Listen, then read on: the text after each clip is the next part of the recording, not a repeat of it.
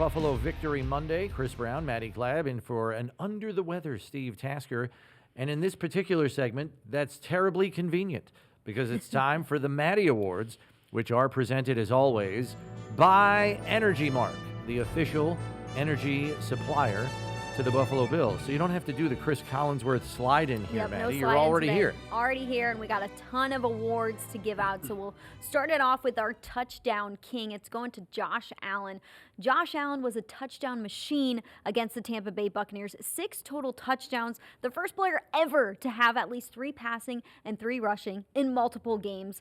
In a game with 9 lead changes, you need stellar play from your quarterback. Josh Allen provided that. The perfect example, Bills are down 3 in the second quarter. A play breaks down. Allen keeps it alive with his athleticism and finds Tyrell Shavers for a 43-yard touchdown to give the Bills the lead. Sean McDermott said Allen would not be denied in this game. Allen was in control and would not let go of it. He was the captain of Tampa Bay's pirate ship yesterday. I was kind of surprised on all 3 of his rushing touchdowns. Like the 2 that were not on the goal line, he really didn't get touched. Like, I know. Some guy gave him like half a shoulder at the goal line, like, I'm not going to stop a 240-pound quarterback at this point. And so he kind of gave him half a shoulder. The other one he got in almost untouched. And then even the push from Reggie Gilliam, it looked really easy. Like they went over between, I think it was like the B gap there between the guard and the tackle instead of the center and the guard, and he went in easy. Like Reggie shoved him, and he almost shoved him down on his stomach because he almost fell over from the lack of contact coming the other way. I was just surprised. All those I'm not an NFL quarterback. Far be it for me to say it was easy, but Josh made it look easy, and the Tampa defense did not look like they were providing much impedance on his path to the end zone on all 3 touchdown runs. Josh Allen had a day. It was easy for him to find a way to score 6 total touchdowns, and the Bills are going to need some of that as they get ready for the Houston Texans. Best defense in the NFL. Next up, we have the Secret Weapon Award. Let's do it. That's going to the return game. What a difference a game makes when you've got good return yardage out of your players. When you have positive return yards, it takes the stress off of an offense. 234 kick return yards, top 5 in Bills history. That's what they finished with yesterday. Mecole Hardman had a 61-yard return. It ends in a Bills touchdown. Ray Davis, a 44-yard return, ends in a Bills field goal.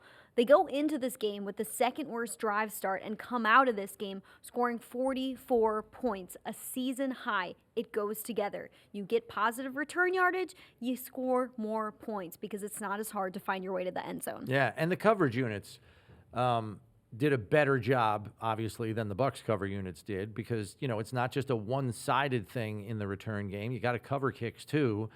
And I'll just say, all season long, their punt coverage unit has been really, really good, which is saying something, knowing the Bills are on their 3rd punter already. But even the Wisnowski kick yesterday that went down to the 3-yard line and died, I mean, that was a thing of beauty. That was awesome. The return guys were great yesterday.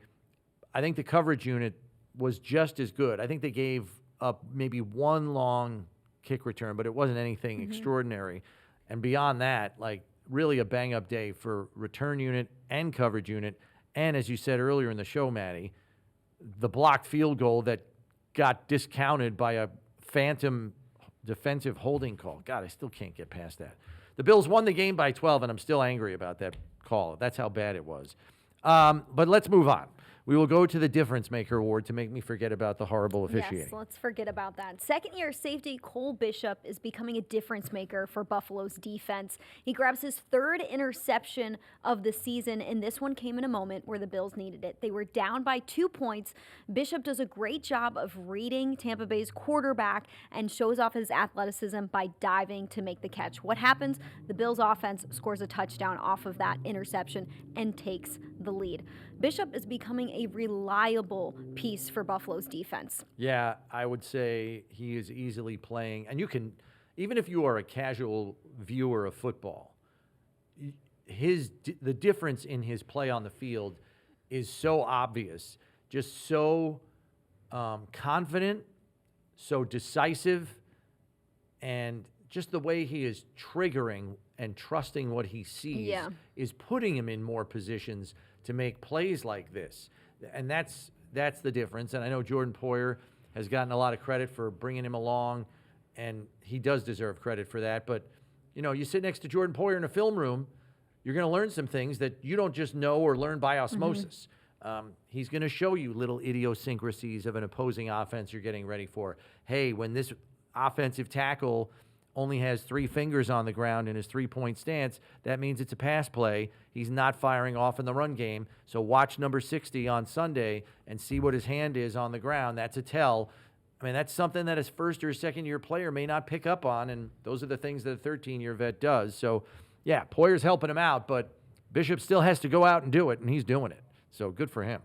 Yeah, it was fun to see Bishop have that type of game, and the consistency too. It's not up one game, down one game. It's been a nice stretch this season where Bishop has really been a difference maker. Back-to-back games with picks because he had one in Miami last week. So hopefully that continues. All right, next up is our Bright Spot Award. Buffalo's passing game was a bright spot in this game. 317 passing yards, second most this season. Tampa Bay's defense, bottom 10 passing defense, so Buffalo took advantage of that. Josh Allen averaged 10.6 passing yards per attempt, a huge number because he's already averaging a career high 8.1 passing yards per attempt on the season. And they took advantage of the big plays. The big plays were hitting for Buffalo yesterday, and it was fun to watch. One of the players who had a big play, wide receiver Tyrell Shavers. His first year on the 53-man roster, spent the last 2 years on the practice squad. He had big opportunities against Tampa Bay. 4 catches, 90 yards, a touchdown. Shavers has a big frame, 6'4", and Josh Allen trusted him in this game. It resulted in some game-changing plays for the offense. Yeah, I mean, Shavers had the 69-yard touchdown last season against the Jets, and actually Mitchell Trubisky threw him. I mean, it was largely in quote-unquote garbage time on a 40-14 win. Right. That was when he was a practice squad call-up last year to get his first career touchdown.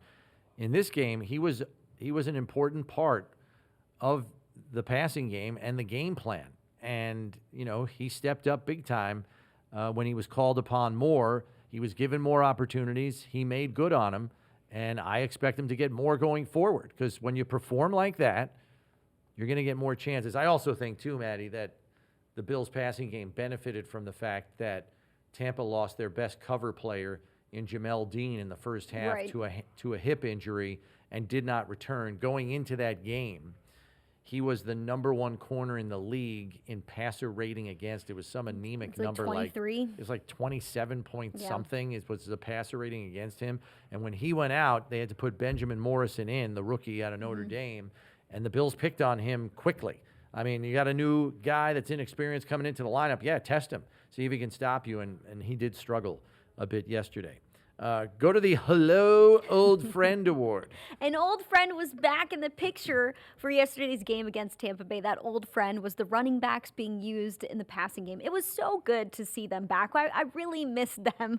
Ty Johnson and James Cook combined for 5 catches, 127 yards, and 2 touchdowns. Talk about a big impact. What they do is they add another dimension to the game when they're being used in the passing games. It's more things for a defense to prepare for, and hey, their speed is so hard to stop. I really hope we see this old friend come back again soon. I don't want them to leave because look at what it did for Buffalo's offense. Well, I mean, we know that this is a passing game that likes to get yards after the catch. And, I mean, Johnson and Cook are home run hitters. Like, they can obviously be a home run hitter in the run game, but you see what they can also do when you get them out in space in the passing game. I mean, that's a swing pass to the left. And yes, there was great blocking. I should credit, I think Curtis Samuel had a huge block on the Ty Johnson touchdown, and that was fantastic. James Cook just flat out beat the guy that was covering him because it was a defensive end. I mean, they really got an ideal mismatch there. But those two guys can blow people's doors off. I like those 2 running backs against any linebacker in the league and maybe any safety in the league, with the potential exception of Kyle Hamilton or a Derwin James. Those guys can cover speedy backs. Aside from those 2, these guys are a mismatch on any safety or any linebacker in the league, and it was nice to see them take advantage of that. You did fool me, though, with that Hello Old Friend award. I thought you were going Gabe Davis there. You totally Hello, old you got me friend. on that one. The Buttoned Up Award is next. Buttoned up, it's going to Buffalo's offensive staff and their players for figuring it out with some changes late in the week. We found out that Keon Coleman was not going to be a part of the lineup late in the week. So that's a lot on your offensive staff to make sure, how do we change things because we are down this one player, and how do we communicate that to our offensive players to make sure they're not only comfortable, but they're feeling confident in the game plan that's going to happen in just about a day. Well, the game happens, and Buffalo's offense did not look like they missed a beat. Didn't look like there was any miscommunication on the field or on the sidelines, and it seemed like the guys absolutely knew their roles. 44 total points scored. That's a season high for Buffalo's offense. Yeah, and look, Josh kind of put some of the incompletions that he had. He had 11 on 30 attempts. He put some of those on himself. Said I was a little off on some of my throws yesterday. He had one on the far sideline to Khalil that he airmailed. And then there was another one on the near sideline. I'm trying to remember who the receiver was, but that was a little off the mark too. So he was kind of putting some of the incompletions and miscommunications in the passing game on himself, which is, noble, and, you give him credit for that.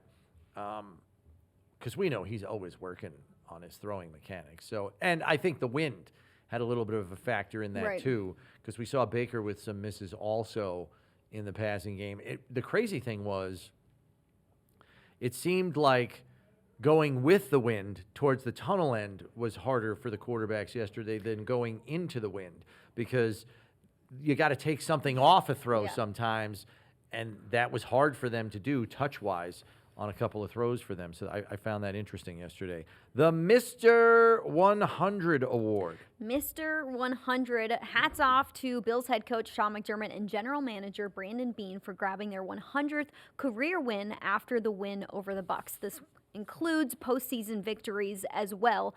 9 lead changes in this game. That's a lot on your head coach to manage.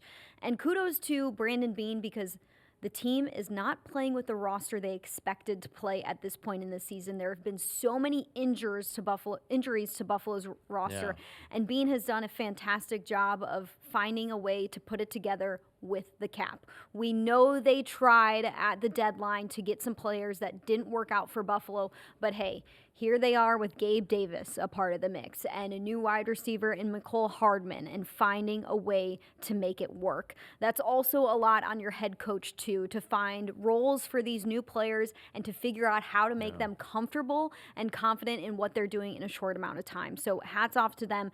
Not the group that they thought they would be working with in week 11, but here they are with a 7-3 record and a chance to still make a run for the AFC East title. And I know you were, when we were doing the post game last night, you were saying Coach McDermott is like in less than 153 the 11th, games. 11th coach to hit that milestone. So I saw this stat, and they framed it a different way, and I don't know why, and I don't know if it's any more significant, but they said he's the 6th coach ever in his first 9 seasons to reach 100 victories, which is a little, that's easier for me to comprehend. Yep.